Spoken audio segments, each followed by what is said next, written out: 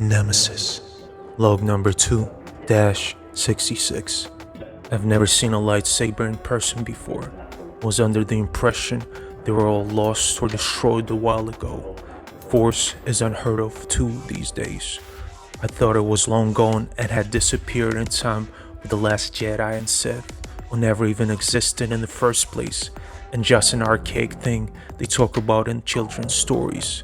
We live in a time of technological advancement, and these barbaric magical practices no longer rule the society. Back to the moment when Iberian's half-body drops to the ground. I'm insanely pissed and automatically scream out, that wasn't part of the plan. I didn't sign up for this shit. While at the same time, I can't seem to find it in me to move a single muscle. Am I stupefied that bad? But instead of a reply, all I get is a force push by Reese as I fly across the room and slam against the metal wall. You promised me you wouldn't kill him. Calypso yells, it's not going to be me. Reese says as he walks towards Iberian's body, searches his clothes and rips off a small tablet from his limp neck, which uses handprint and two-factor authentication to unlock, which he does with Iberian's remains. The tablet slides open and a blood red crystal is inside of it. What do they call it again? A kyber crystal. The one they use in lightsabers. More of that Jedi hula bula. And I knew damn well you'd never do business with two other people, that they can turn on you and team up against you at any point. Trying the hardest to pick myself up while leaning on the wall, but my body is still numb, unable to move. Reese must have used something on me when I felt that spasm shoot down my body right after he touched me. Calypso keeps on screaming, we agreed we will keep him alive. Changed my mind. We have to be more careful. Reese fires back. Next thing you know, I'm flying across the room, slamming into the opposing wall. Boy, let me tell you, that does the trick. All wind is knocked out of me. I try to get up, resist, talk shit, fight back, but my body is a useless sack of meat and bones. He barely can produce any motions. And all he does, he zooms right next to me and punches my face, knocking me back into the wall. This kid might look skinny, but he for sure can pack a punch. It feels as if there is more than just a force or physical power behind that strike. Like it is backed by an additional anger, hatred, maybe jealousy drives his fist. But what could he be jealous of? If anything, I'm the one at the shit end of the stick. My jaw is positively broken or dislocated from that punch. Blood is squirting out of my mouth.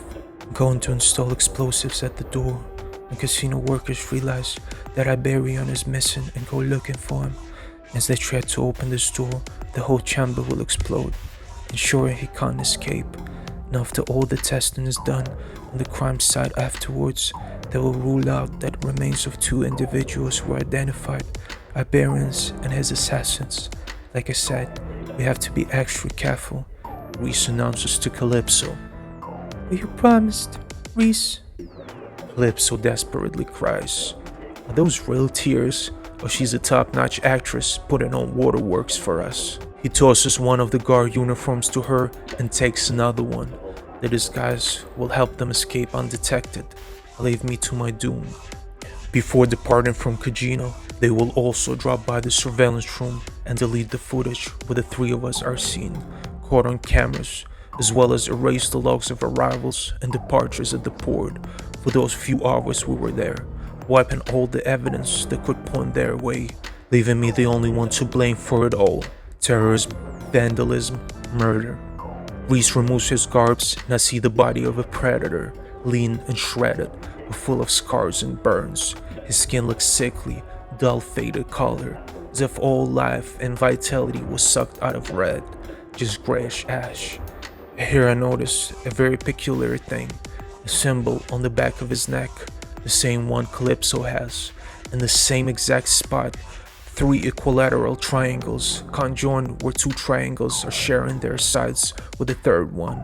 Looks like a square with its 4th triangle missing on the right.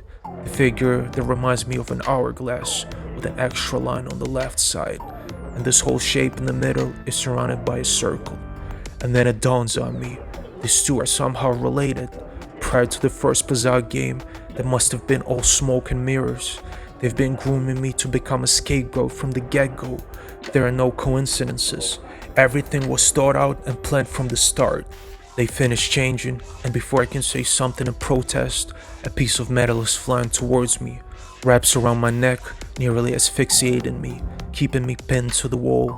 My hands are finally beginning to move, but I'm unable to free myself, no matter how hard I'm pulling at it, scraping my fingers on the metal of the choker.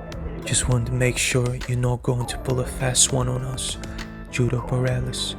I know you're kind, always manage to weasel out of any hardship. Reese remarks. Calypso can't bear to look at me, looking down and saying she's very sorry, as they both disappear behind the closing main entrance door. I hear a beeping sound coming from the other side, as Reese sets up the explosives and wires the door. What the fuck do I do? Nemesis.